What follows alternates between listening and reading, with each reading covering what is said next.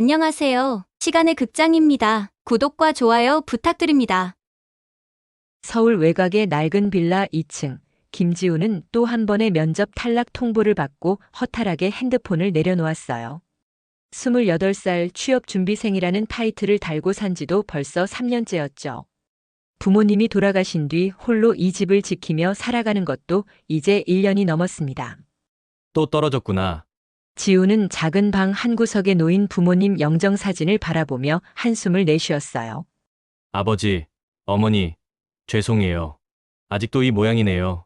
부모님의 장례식 이후 형 김태훈과 누나 김수진은 지훈과의 연락을 거의 끊고 각자의 삶을 살고 있었어요.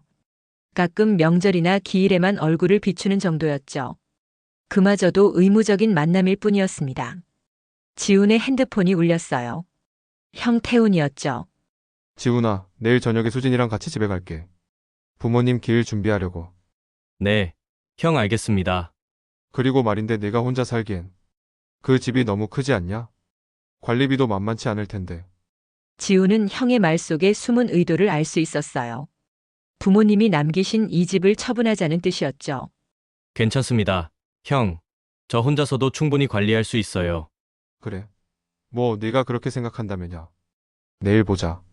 전화를 끊고 지우는 씁쓸한 표정을 지었어요. 형과 누나는 항상 이런 식이었습니다. 겉으로는 동생을 걱정하는 척하지만 실제로는 자신들의 이익만 챙기려 했죠. 다음 날 저녁 태훈과 수진이 함께 찾아왔어요. 태훈은 34살로 겉보기엔 성공한 사업가 같았지만 지우는 형의 표정에서 뭔가 초조한 기색을 느낄 수 있었습니다. 수진은 31살로 결혼한 지 3년째였지만 요즘 들어 남편과의 불화로 힘들어하는 모습이 역력했어요. 지훈아, 요즘 어떻게 지내? 수진이 거실을 둘러보며 물었어요. 그냥 그렇게 지내요. 누나, 면접 보러 다니고 있고요. 아직도 취업 안 됐어? 태훈이 소파에 앉으며 한숨을 쉬었어요. 지훈아, 솔직히 말해서 내가 이렇게 계속 백수로 지낼 순 없잖아. 현실적으로 생각해봐. 형, 저도 열심히 하고 있어요. 열심히 한다고 다 되는 게 아니야. 수진이 끼어들었어요. 지훈아, 우리가 보기에 넌 아직 세상 물정을 잘 몰라. 이 집 관리하는 것도 그렇고, 생활비 마련하는 것도 그렇고, 태훈이 고개를 끄덕였어요. 맞아. 지훈아, 넌 아직 철없는 막내야. 내가 가진 건 우리가 챙겨줄 테니까 걱정하지 마. 어차피 너 혼자선 아무것도 못할 거잖아. 수진의 말투에는 은근한 무시가 담겨 있었어요. 지우는 형과 누나의 말을 들으며 속으로 분노가 치밀어 올랐어요.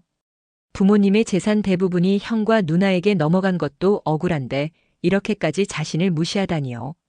형, 누나, 저도 이제 성인이에요. 제 일은 제가 알아서 할 수 있습니다. 성인이라고 다 똑같은 성인이냐? 태훈이 비웃듯 말했어요. 지훈아, 현실을 봐. 내가 지금까지 뭘 해봤는데? 그러게 말이야. 부모님이 살아계실 때도 넌 항상 우리 뒤에 숨어서 아무것도 안 했잖아. 수진도 거들었어요.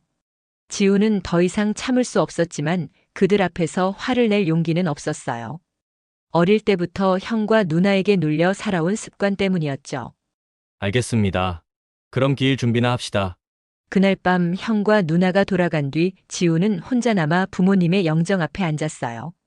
아버지, 어머니, 저는 정말 이렇게 무능한 사람인가요? 형과 누나 말이 맞는 건가요? 지훈의 마음속에는 분노와 자괴감이 뒤섞여 있었어요. 가족이라고 믿었던 사람들에게서 받는 무시와 멸시가 너무나 아팠습니다.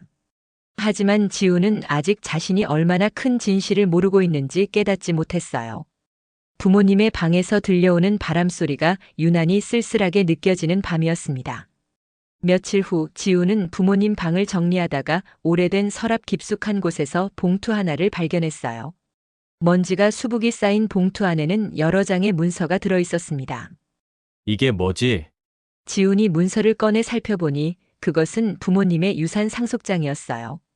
문서의 제목을 보는 순간 지훈의 심장이 빠르게 뛰기 시작했습니다.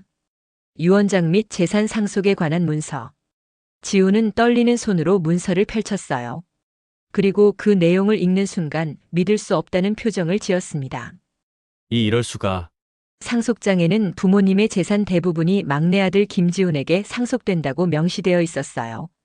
집은 물론이고 부모님이 평생 모아두신 예금과 적금, 그리고 아버지가 운영하시던 작은 상점까지 모든 것이 지훈의 몫이었습니다.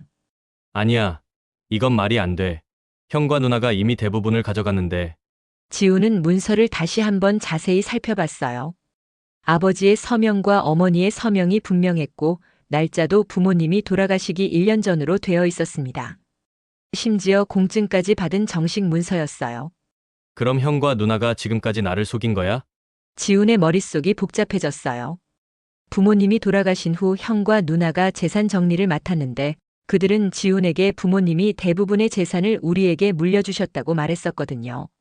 지훈은 그 말을 그대로 믿었고 자신은 이 집 하나만 물려받은 줄 알았습니다.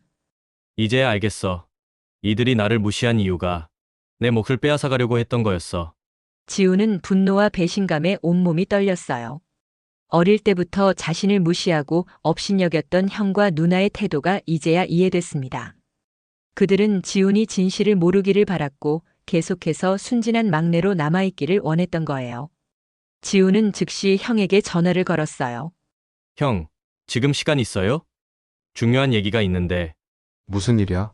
나 지금 바빠. 부모님 유산 상속에 관한 문서를 찾았어요.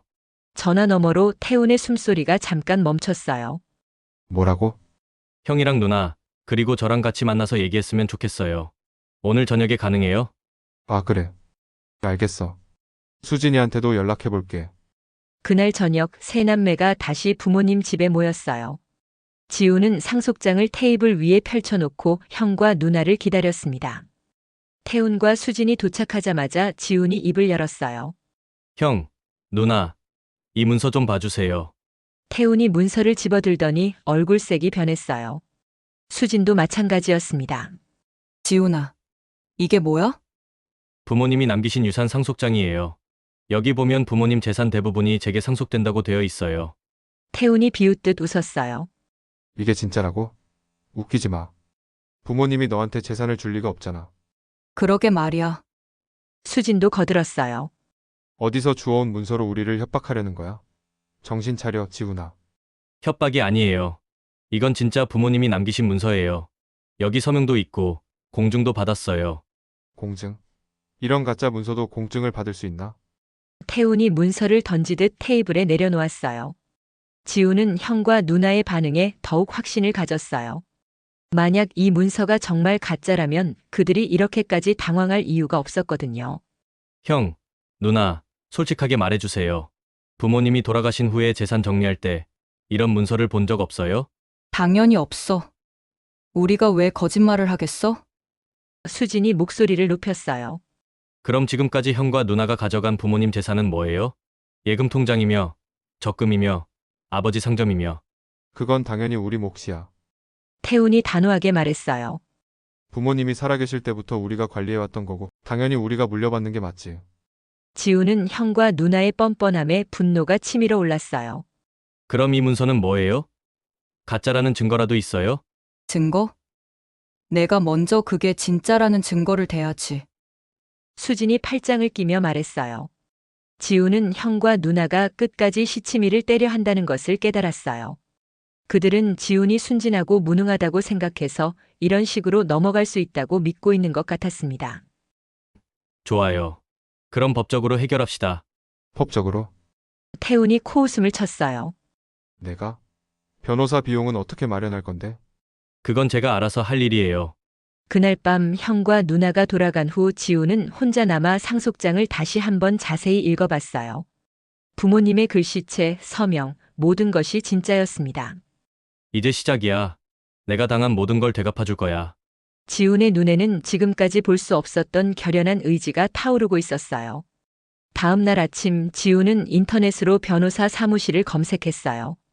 상속 전문 변호사를 찾아 여러 곳에 전화를 걸었지만 상담료만 들어도 부담스러운 금액이었습니다. 변호사님, 제가 지금 상황이 좀 어려워서 상담료를 조금 깎아주실 수는 없을까요? 죄송합니다만 저희는 정찰제로 운영하고 있어서요. 몇 번의 거절 끝에 지훈은 마침내 상대적으로 저렴한 상담료를 받는 변호사 사무실을 찾았어요. 강남구의 작은 빌딩 3층에 위치한 정의 법률사무소였습니다.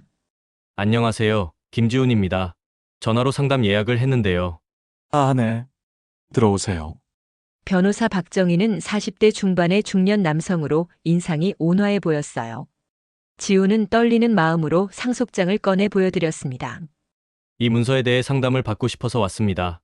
박 변호사는 문서를 자세히 살펴본 후 고개를 끄덕였어요. 일단 겉보기로는 정식 문서 같습니다. 공증도 받았고 서명도 자연스럽네요. 그런데 가족들이 이 문서의 존재를 부인하고 있다고 하셨죠? 네, 형과 누나가 가짜라고 주장하고 있어요. 문서가 진짜라면 당신에게 유리하지만 상대방이 이를 조작된 문서라고 주장하면 법정 싸움이 길어질 겁니다. 필적 감정, 문서 감정 등 여러 절차를 거쳐야 하거든요. 지우는 박 변호사의 말을 들으며 걱정이 앞섰어요. 그럼 시간이 얼마나 걸릴까요? 짧으면 6개월, 길면 1년 이상도 가능합니다. 그리고 비용도 만만치 않을 거예요. 비용이 얼마나 들까요? 소송 비용, 감정 비용, 변호사 비용까지 합치면 최소 2천만 원은 각오하셔야 할 것 같습니다. 지훈의 얼굴이 창백해졌어요. 취업도 안 된 상황에서 2천만 원이라는 돈은 천문학적인 금액이었습니다. 다른 방법은 없을까요? 일단 상대방이 가지고 있는 재산의 실체를 파악해 보세요. 그들이 어떤 방식으로 재산을 가져갔는지, 언제부터 관리했는지 등등요. 증거가 많을수록 유리합니다. 지훈은 변호사 사무실을 나와 부모님의 지인들을 찾아다니기 시작했어요. 먼저 아버지와 함께 상점을 운영했던 김 사장을 찾아갔습니다. 지훈아, 오랜만이다. 어떻게 지내? 안녕하세요, 김 사장님. 아버지 일로 여쭤볼 게 있어서 왔어요. 무슨 일인데? 지훈은 상속장 이야기를 꺼내며 형과 누나가 부모님 재산을 어떻게 정리했는지 물어봤어요. 김 사장의 표정이 어두워졌어요. 사실 말이야. 내 형이 아버지가 돌아가시기 전부터 상점 일에 자꾸 개입하려고 했어. 아버지가 많이 힘들어 하셨지? 그런 일이 있었어요? 응. 태훈이가 상점 매출을 자기가 관리하겠다고 하면서 아버지한테 통장을 넘기라고 했거든. 아버지가 거절하니까 꽤 언성을 높이더라고. 지훈은 충격을 받았어요. 형이 부모님이 살아계실 때부터 재산에 눈독을 들이고 있었다는 뜻이었거든요. 그리고 수진이도 마찬가지였어. 어머니한테 자꾸 적금을 해지해서 자기한테 맡기라고 했다더라고. 정말요? 어머니가 나한테 하소연을 하셨어. 애들이 자꾸 돈 얘기만 해서 마음이 아프다고. 지훈은 더 많은 증언을 모으기 위해 부모님의 다른 지인들도 찾아다녔어요.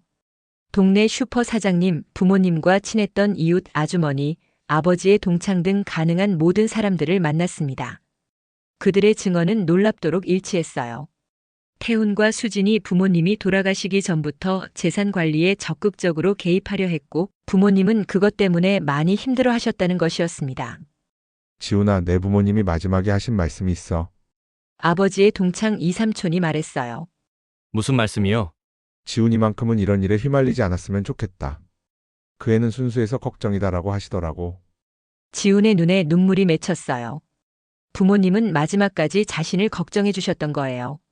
한편 태훈은 자신의 사업 파트너 최 대표와 만나고 있었어요. 태훈아, 요즘 표정이 안 좋던데 무슨 일이야? 아, 그게 집안일로 좀 복잡해졌어요. 무슨 일인데? 동생이 갑자기 이상한 문서를 들고 나타나서 유산 얘기를 하는 거예요. 최 대표의 표정이 심각해졌어요. 그거 큰일인데? 너 지금 우리 사업 자금으로 부모님 돈 쓴 거 아니야? 그게 일단 빌려 쓴 거고 사업이 잘 되면 다시 넣으려고 했는데.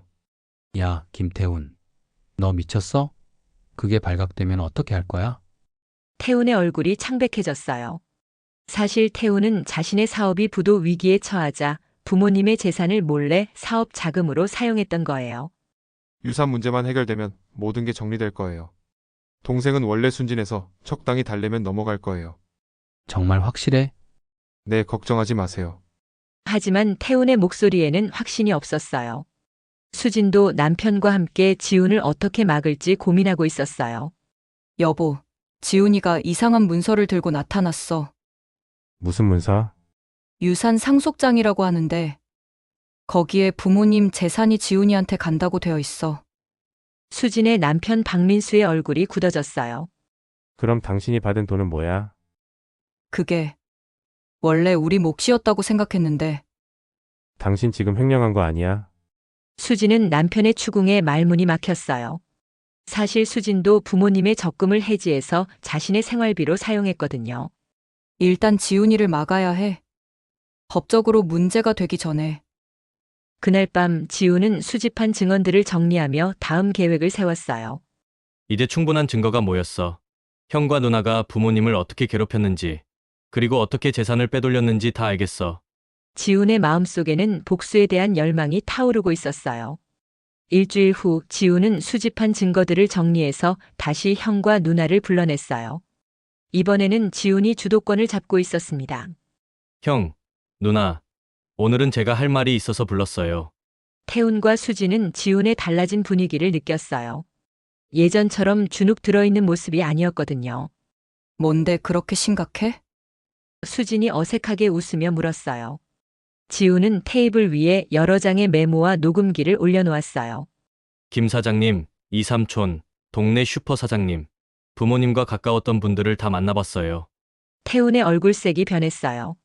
갑자기 왜? 형과 누나가 부모님이 살아계실 때부터 어떻게 행동했는지 알고 싶어서요. 지훈은 첫 번째 메모를 펼쳤어요. 김 사장님 증언입니다. 태훈이가 아버지가 돌아가시기 전부터 상점 매출 통장을 자기가 관리하겠다고 하면서 아버지를 괴롭혔다. 이게 사실이에요. 형, 그건 아버지를 도우려고 했던 거야. 도우려고요? 지훈이 비웃었어요. 그럼 이건 어떻게 설명할 거예요? 지훈은 두 번째 메모를 꺼냈어요. 이삼촌 증언입니다. 수진이가 어머니한테 자꾸 적금을 해지해서 자기한테 맡기라고 했다. 어머니가 애들이 자꾸 돈 얘기만 해서 마음이 아프다고 하소연하셨다. 누나, 이것도 어머니를 도우려던 거예요? 수진이 당황하며 변명했어요.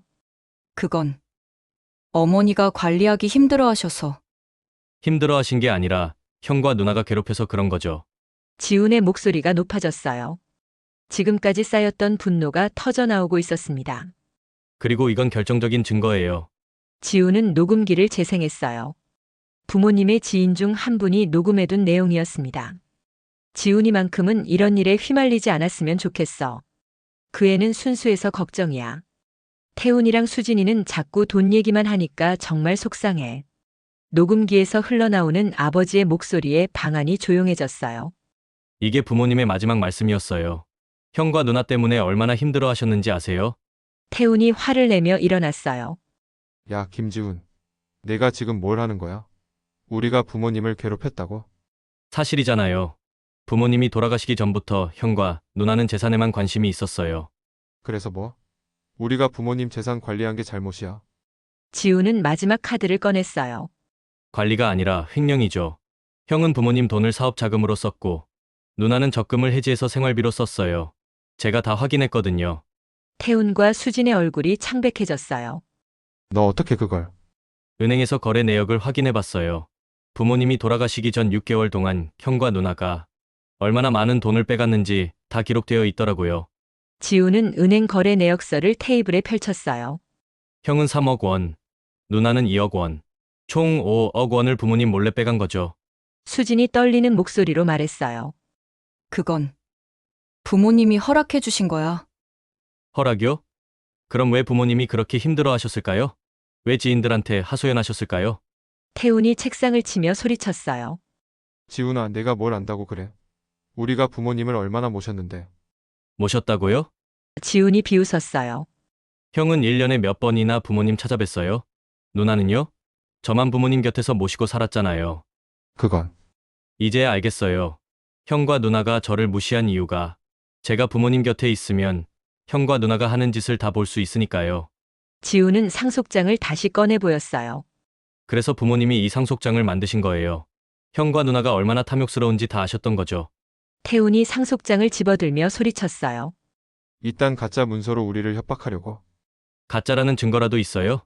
증거? 이런 황당한 문서가 어디 있어? 부모님이 너 같은 백수한테 재산을 다 물려준다고? 지훈의 눈에 차가운 빛이 돌았어요. 백수라고요? 좋아요. 그럼 법정에서 누가 옳은지 가려봅시다. 법정? 수진이 당황했어요. 네. 이 상속장의 진위를 가리고 형과 누나가 부모님 재산을 어떻게 빼돌렸는지 밝혀내겠어요. 태훈이 비웃었어요. 너가? 변호사 비용은 어떻게 마련할 건데? 그건 제가 알아서 할 일이에요. 지훈아, 현실을 봐. 수진이 달래듯 말했어요. 우리가 내 형과 누나야. 가족끼리 이렇게 싸우는 게 맞아? 가족이요? 지훈이 냉소적으로 웃었어요. 가족이라면 부모님을 그렇게 괴롭혔을까요? 가족이라면 동생을 이렇게 속였을까요? 우리가 언제 너를 속였어? 지금까지 계속 속였잖아요. 부모님 재산이 형과 누나 몫이라고, 저는 이 집 하나만 받은 거라고. 지훈은 일어서며 말했어요. 이제 모든 게 끝났어요. 법정에서 만나요. 태훈과 수진이 나간 후 지훈은 혼자 남아 부모님 영정 앞에 앉았어요. 아버지, 어머니, 이제 시작이에요. 형과 누나가 부모님께 한 짓을 다 밝혀내겠어요. 그날 밤 태훈은 최 대표에게 급히 전화를 걸었어요. 대표님, 큰일 났어요. 동생이 모든 걸 알아냈어요. 뭐라고? 어떻게 된 거야? 은행 거래 내역까지 다 확인했어요. 이제 정말 위험해졌어요. 수진도 남편에게 털어놓았어요. 여보, 지훈이가 법정으로 가자고 해요. 그럼 우리가 받은 돈은 다 토해내야 하는 거 아니야? 그럴 것 같아요. 당신 때문에 우리 가정이 망하는 거야. 형과 누나는 각자 절망적인 상황에 몰려 있었어요. 하지만 지훈은 이제 막 시작일 뿐이었습니다. 며칠 후 지훈은 박정혜 변호사와 함께 법원에 상속재산 분할 심판 신청서를 제출했어요. 동시에 태훈과 수진을 상대로 재산 반환 소송도 걸었습니다. 이제 정말 시작됐네요. 박 변호사가 말했어요. 네, 이제 돌이킬 수 없어요. 법원에서 나오는 길에 지훈의 핸드폰이 울렸어요. 태훈이었습니다. 야, 김지훈. 너 정말 미쳤구나. 무슨 말씀이세요? 형, 법원에 소장 접수했다며? 너 진짜 가족을 상대로 소송을 걸었어. 네, 그렇게 했어요. 전화 너머로 태훈의 거친 숨소리가 들렸어요. 지훈아, 마지막으로 한 번만 더 기회를 줄게. 소송 취하하고 우리끼리 조용히 해결하자. 조용히 해결이요? 어떻게요? 내가 원하는 게 뭐야? 돈이야? 얼마면 돼? 지훈은 형의 제안에 비웃음이 나왔어요. 형은 아직도 모르시는군요. 제가 원하는 건 돈이 아니에요. 그럼 뭐야? 진실이에요. 부모님이 얼마나 힘들어 하셨는지, 형과 누나가 얼마나 탐욕스러웠는지 모든 사람이 알았으면 좋겠어요. 너 정말 미쳤구나. 전화가 끊어진 후 지훈은 다음 계획을 실행에 옮겼어요. 부모님의 지인들에게 연락해서 증인으로 나서달라고 부탁한 거죠. 김 사장님, 법정에서 증언해 주실 수 있으세요? 물론이지, 지훈아.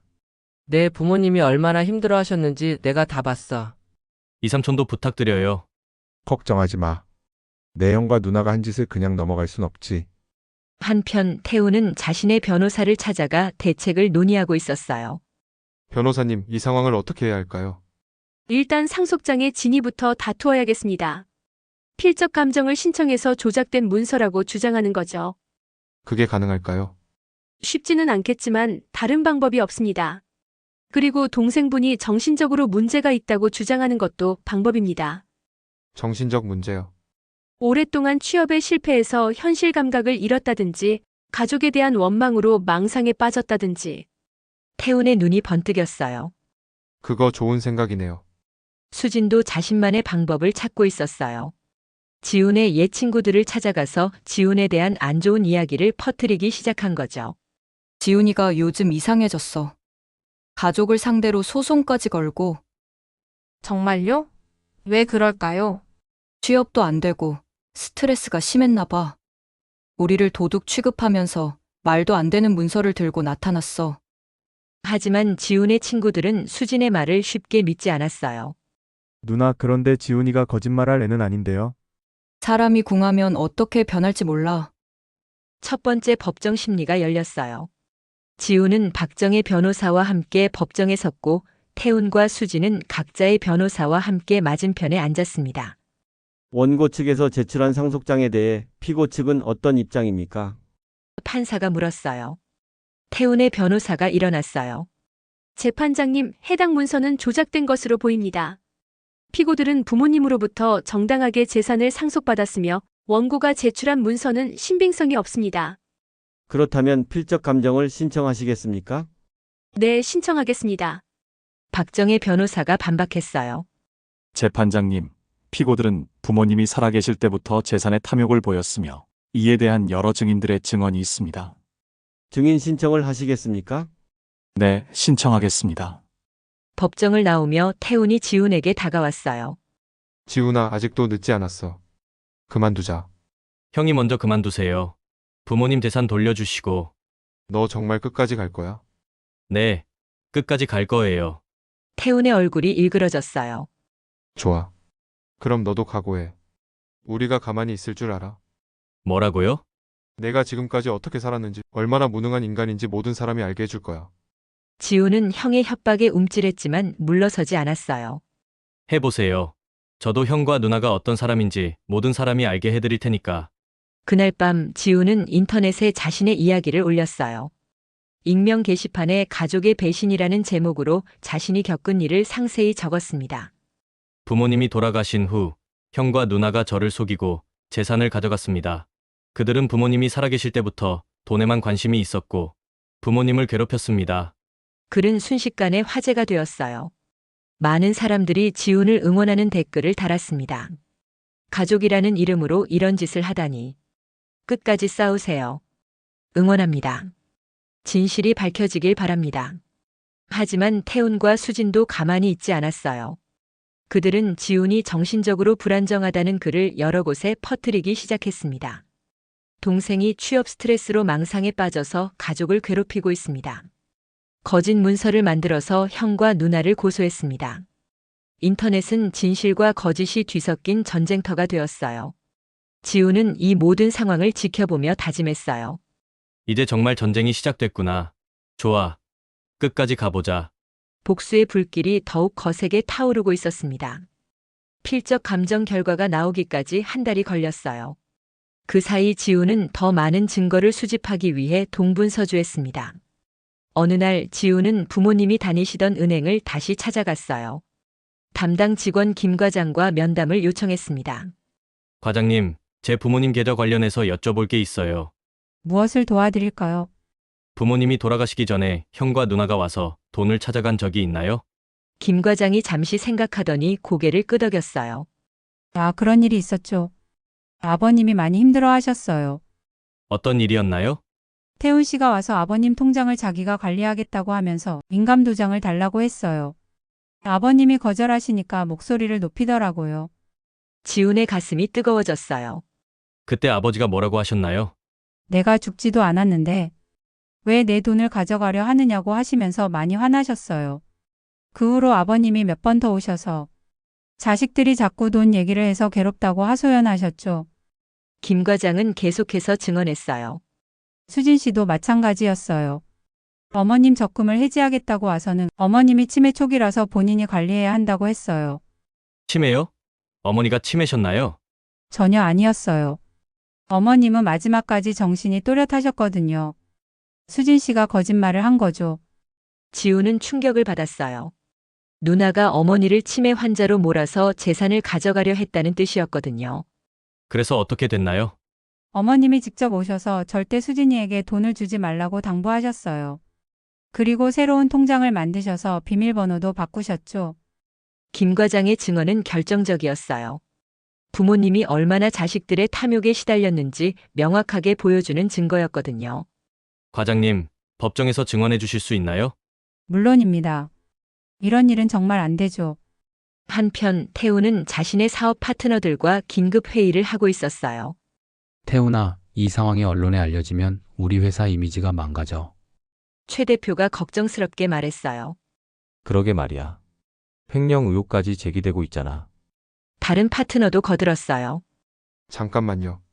제가 횡령한 게 아니에요. 부모님 재산을 정당하게 상속받은 거라고요. 그런데 동생이 가지고 있는 상속장은 뭐야? 태훈은 답변에 막혔어요.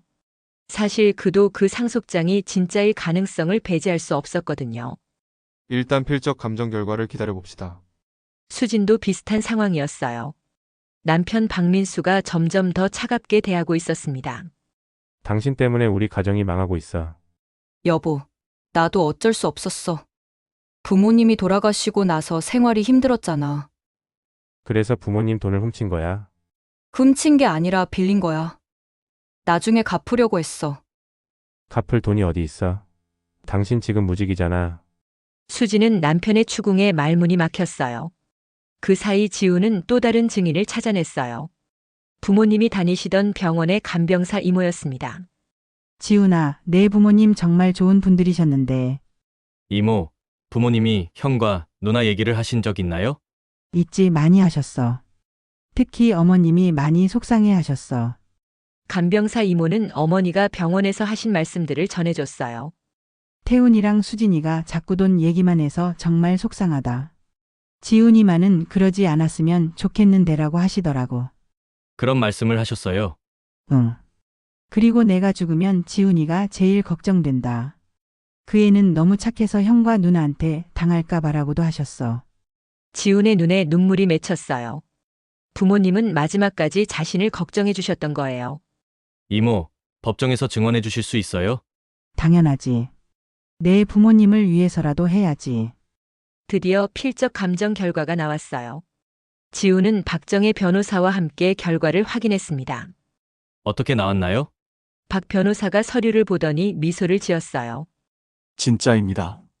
상속장의 서명과 글씨 모두 부모님의 필체가 맞다고 나왔어요.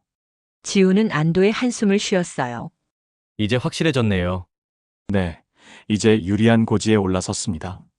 하지만 태훈과 수지는 여전히 포기하지 않았어요. 그들은 새로운 전략을 세웠습니다. 변호사님, 필적 감정에서 졌지만 다른 방법이 있을까요? 상속장이 진짜라고 해도 부모님이 정신적으로 온전하지 않은 상태에서 작성했다고 주장할 수 있습니다. 어떻게요?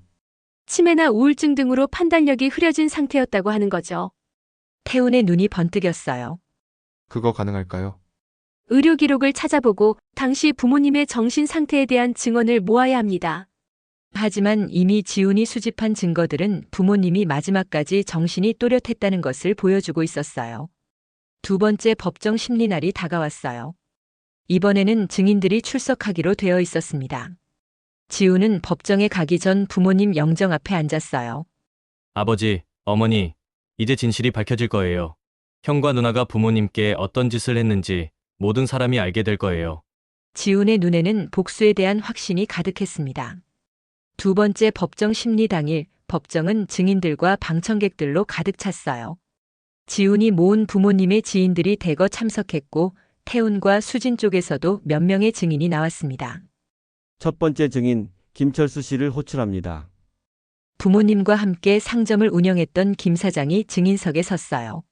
증인은 고인과 어떤 관계였습니까? 김지훈 씨의 아버님과 20년간 함께 사업을 했습니다. 박정혜 변호사가 질문했어요. 피고 태훈 씨가 아버님 생전에 어떤 행동을 했는지 아시나요? 네, 태훈 씨가 아버님이 돌아가시기 전 6개월 동안 계속해서 상점 매출 통장을 자기가 관리하겠다고 했습니다. 아버님이 거절하시니까 목소리를 높이며 아버지가 나를 믿지 못하냐고 따졌어요. 그때 아버님의 반응은 어땠나요? 많이 힘들어 하셨습니다. 자식이 내가 죽기도 전에 내 돈을 가져가려 한다며 속상해 하셨어요. 태훈의 변호사가 반대 신문을 했어요.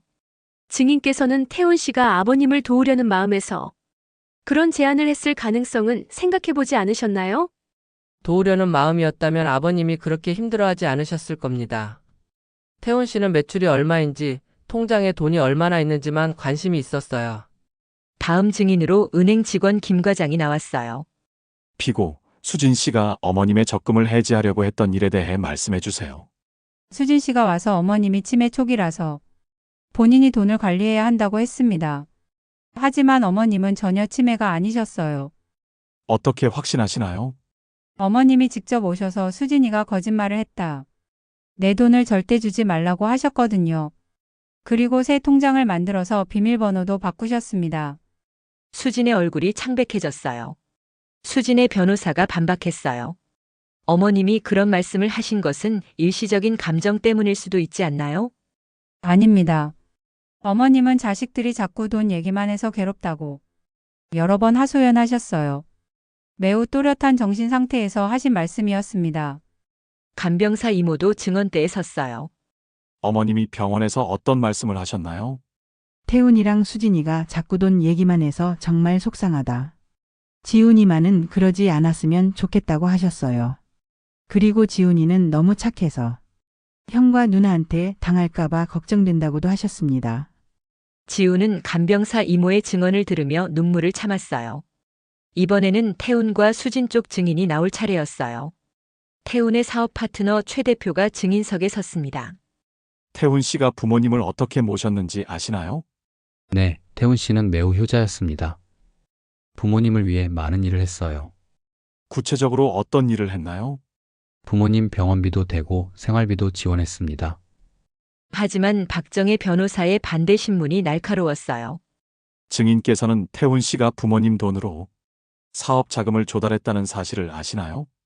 최 대표가 당황했어요. 그건 일시적으로 빌린 것으로 알고 있습니다. 부모님의 허락을 받고 빌린 건가요? 그건 잘 모르겠습니다. 태훈 씨가 사업이 어려워지자 부모님 돈에 손을 댔다는 것 아닙니까? 그런 의도는 아니었을 겁니다. 수진 쪽에서도 증인이 나왔지만 별다른 도움이 되지 못했어요. 마지막으로 지훈이 증언대에 섰어요. 원고는 부모님과 어떤 관계였나요? 저는 부모님과 함께 살면서 마지막까지 모셨습니다. 형과 누나의 행동에 대해 어떻게 생각하시나요? 형과 누나는 부모님이 살아계실 때부터 재산에만 관심이 있었습니다. 부모님을 괴롭히면서까지 돈을 가져가려 했어요. 태훈의 변호사가 반대 신문을 했어요. 원고는 오랫동안 취업에 실패해서 경제적으로 어려웠죠? 네, 그렇습니다. 그래서 부모님 재산에 대한 욕심이 생긴 것 아닙니까? 지훈이 단호하게 답했어요. 아닙니다. 저는 부모님이 살아계실 때 재산 얘기를 한 번도 꺼낸 적이 없어요. 오히려 형과 누나가 계속 그런 얘기를 했죠. 그럼 왜 갑자기 상속장을 들고 나온 겁니까? 형과 누나가 저를 속이고 부모님 재산을 가져갔기 때문입니다. 부모님의 진짜 뜻을 알려야겠다고 생각했어요.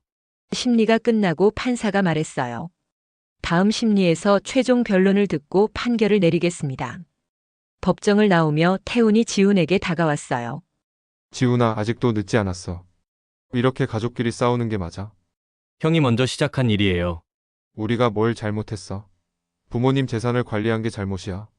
관리가 아니라 훔친 거죠. 태훈의 얼굴이 일그러졌어요. 좋아, 끝까지 가자. 하지만 후회하지 마. 수진도 지훈에게 다가와 말했어요. 지훈아, 정말 이렇게 할 거야? 우리가 내 가족이야. 가족이라면 부모님을 그렇게 괴롭히지 말았어야죠. 우리가 언제 부모님을 괴롭혔어? 지금까지 모든 증언을 들었잖아요. 누나도 알고 있을 거예요. 수진이 할 말을 잃었어요. 그날 밤 지훈은 인터넷에 법정 상황을 업데이트했어요. 오늘 법정에서 진실이 많이 밝혀졌습니다. 형과 누나가 부모님을 어떻게 괴롭혔는지 여러 증인들이 증언해 주셨어요. 댓글들이 쏟아졌어요.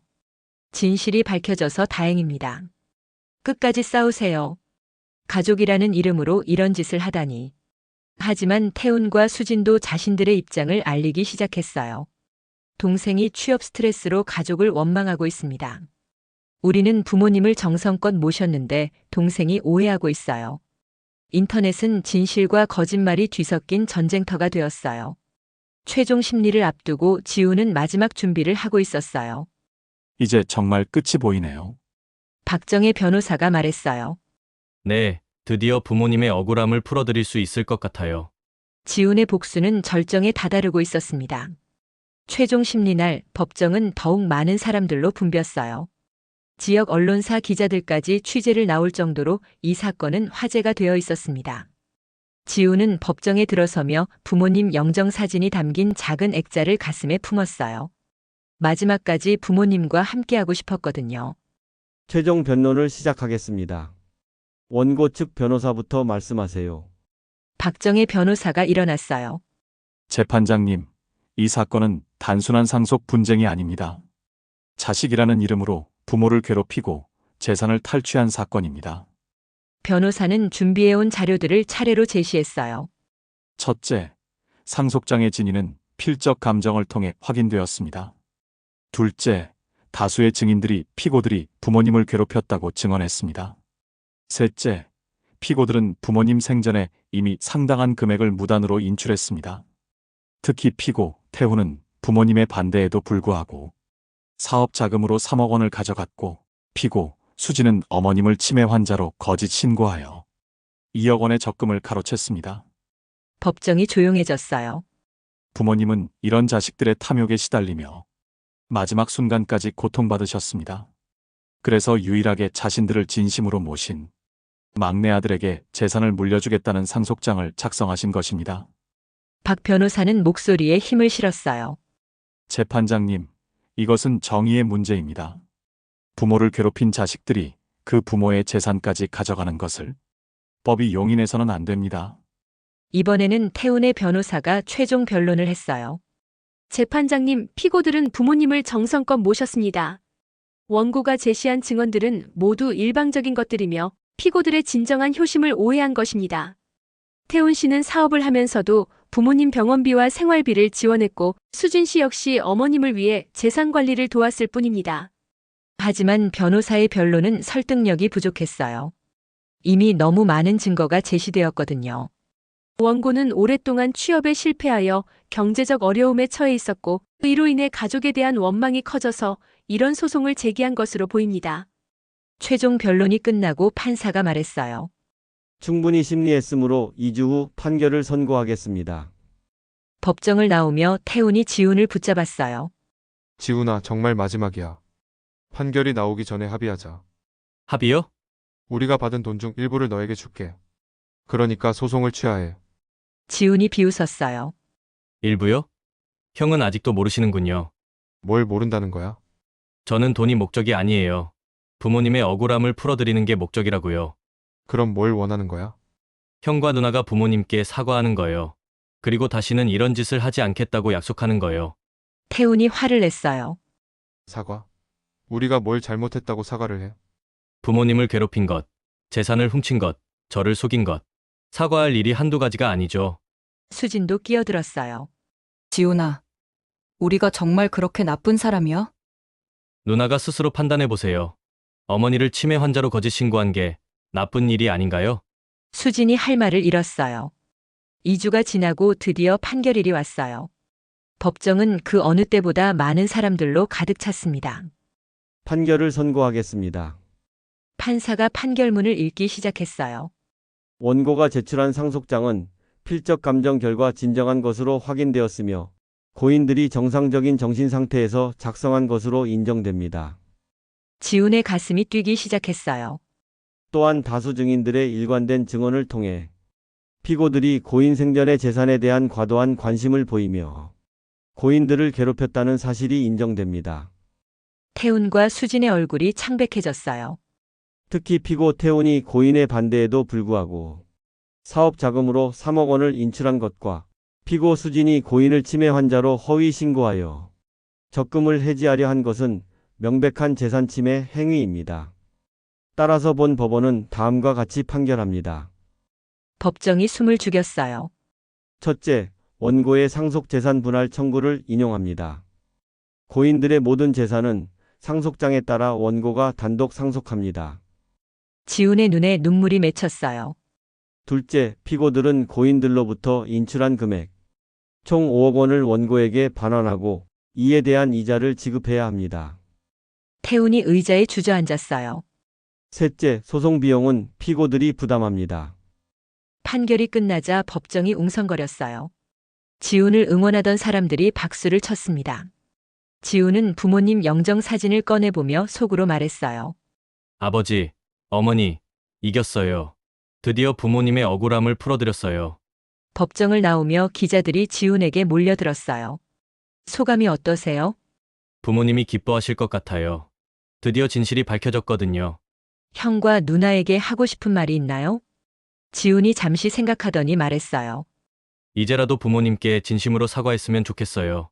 그리고 다시는 이런 일이 없기를 바랍니다. 한편 태훈과 수진은 기자들을 피해 급히 법원을 빠져나갔어요. 오빠, 이제 어떻게? 수진이 울먹였어요. 항소를 해야지. 항소해도 이길 수 있을까? 태훈도 확신이 서지 않았어요. 증거가 너무 명확했거든요. 그날 저녁 지훈은 부모님 영정 앞에 앉아 판결문을 읽어드렸어요. 아버지, 어머니, 법원에서 부모님이 옳다고 인정해줬어요. 형과 누나가 부모님을 괴롭힌 것도 재산을 훔친 것도 다 밝혀졌어요. 지훈의 복수는 성공했지만 마음 한편으로는 씁쓸함도 느껴졌어요. 결국 가족이 원수가 되어버린 거니까요. 하지만 지훈은 자신의 선택을 후회하지 않았어요. 부모님의 억울함을 풀어드리는 것이 더 중요했거든요. 판결 후 일주일이 지났어요. 지훈의 승소 소식은 인터넷과 지역 언론을 통해 널리 퍼졌습니다.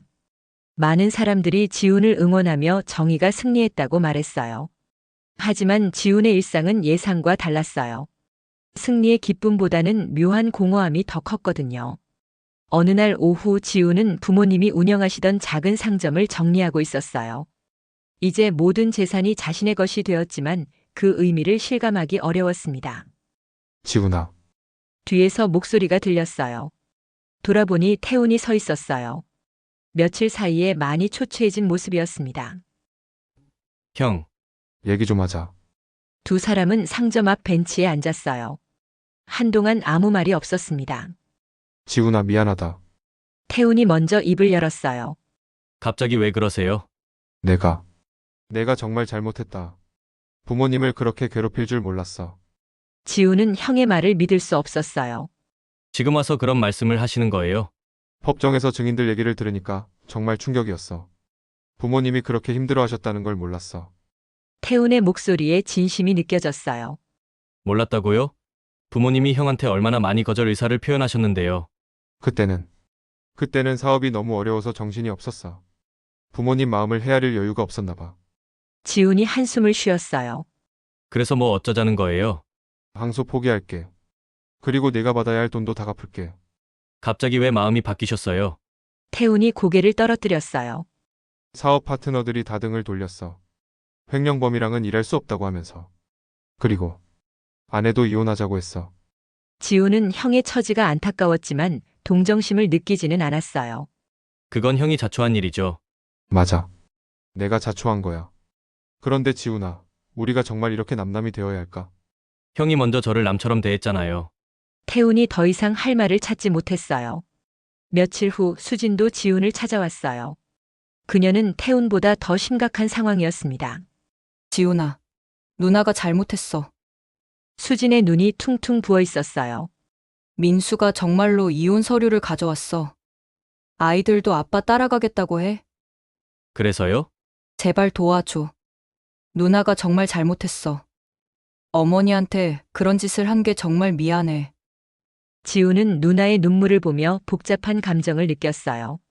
누나, 지금 와서 후회해도 늦어요. 그래도 우리가 가족이잖아. 가족이라면 부모님을 그렇게 대하지 말았어야죠. 수진이 바닥에 무릎을 꿇었어요. 제발, 지훈아. 누나가 빌게.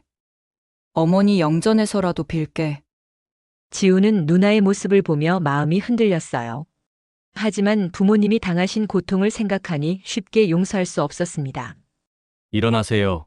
누나, 이미 늦었어요. 한 달 후 태훈과 수진은 약속대로 돈을 갚기 시작했어요. 태훈은 사업을 정리하고 작은 회사에 취직했고 수진은 파트타임 일을 시작했습니다. 지훈은 부모님의 재산으로 작은 사업을 시작했어요. 부모님이 하시던 것과 비슷한 작은 상점이었습니다. 어느 날 상점에서 일하고 있는데 한 손님이 말을 걸었어요. 사장님이 그 유명한 분이시죠? 신문에서 봤어요. 네, 형제간의 소송에서 이긴 분 말이에요.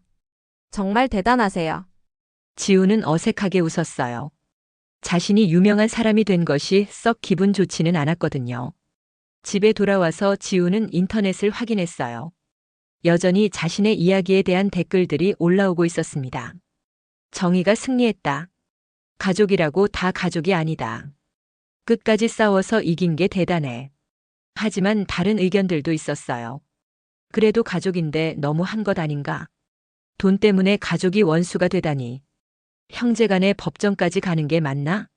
지훈은 이런 댓글들을 보며 자신의 선택에 대해 다시 생각해 봤어요. 내가 한 일이 정말 옳은 일이었을까?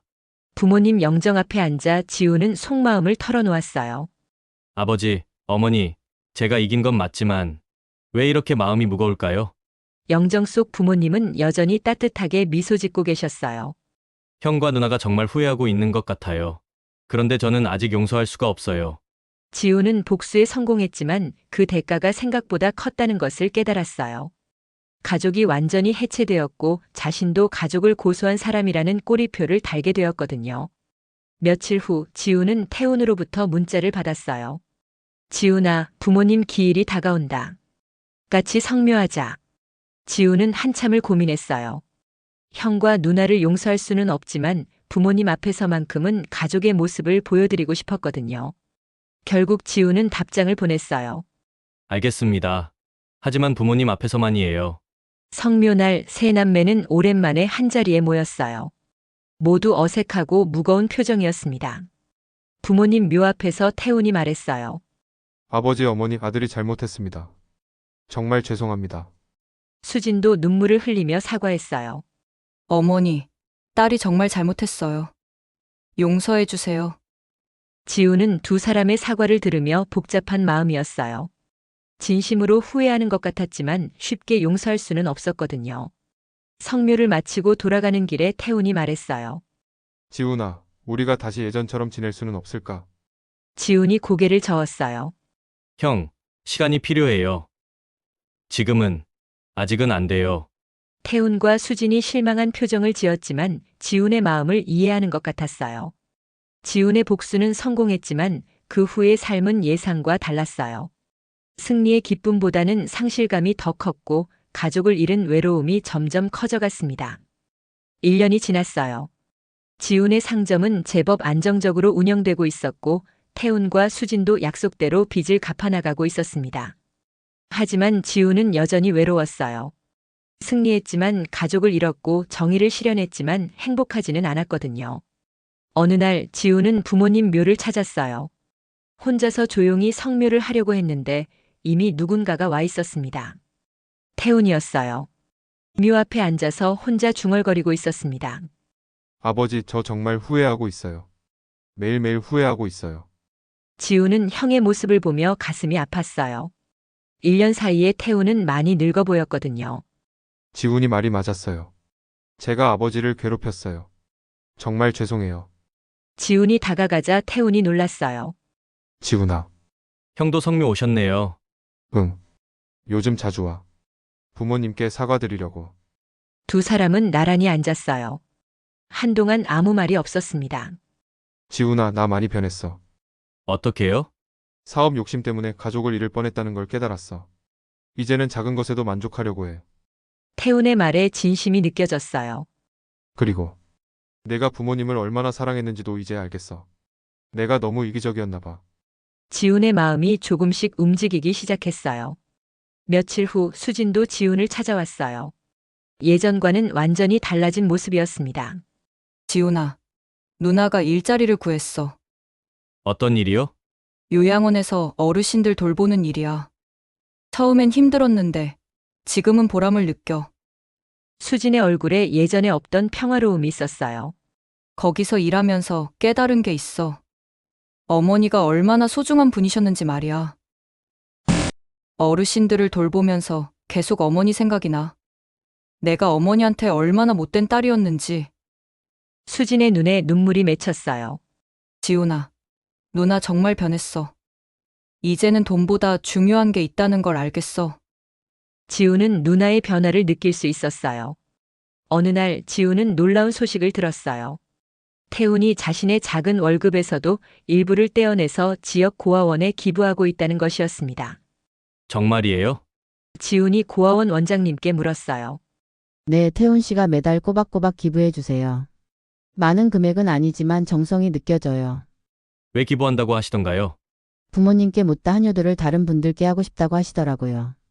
지훈은 형의 진심을 느꼈어요. 수진도 마찬가지였어요. 요양원에서 무료 봉사를 하고 있다는 소식을 들었거든요. 수진 씨는 정말 성실해요. 요양원 원장님이 말씀하셨어요. 어르신들도 수진 씨를 많이 좋아하세요. 지훈은 형과 누나가 정말로 변했다는 것을 확신하게 되었어요. 부모님 이주기가 다가왔어요. 지훈은 고민 끝에 태훈과 수진에게 연락했습니다.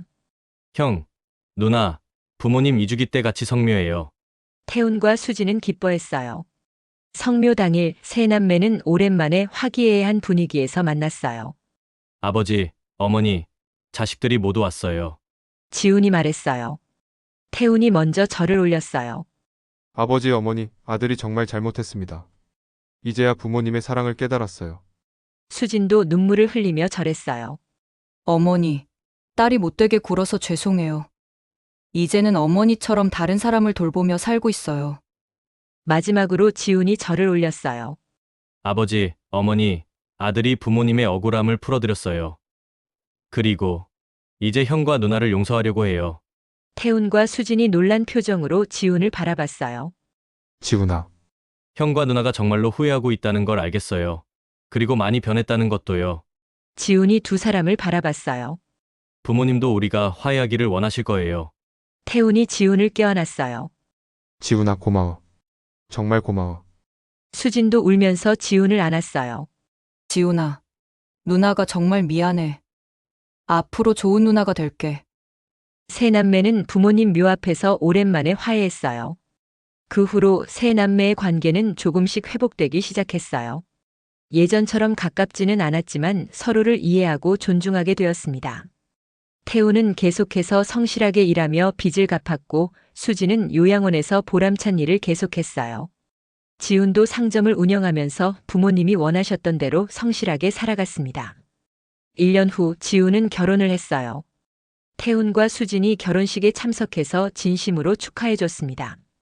지훈아, 행복해라. 태훈이 말했어요.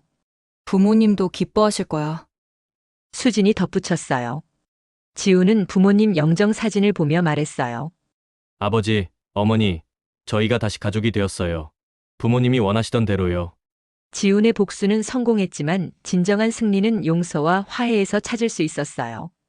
부모님을 괴롭힌 형과 누나에 대한 분노는 정당했지만 그 분노를 영원히 품고 살 수는 없었거든요.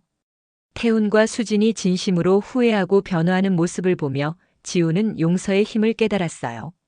복수보다 더 큰 힘은 용서였고 미움보다 더 강한 것은 사랑이었습니다. 부모님도 분명 자식들이 화해하는 모습을 보며 기뻐하셨을 거예요. 지훈의 이야기는 복수의 성공담이 아니라 용서와 화해의 아름다운 이야기가 되었습니다.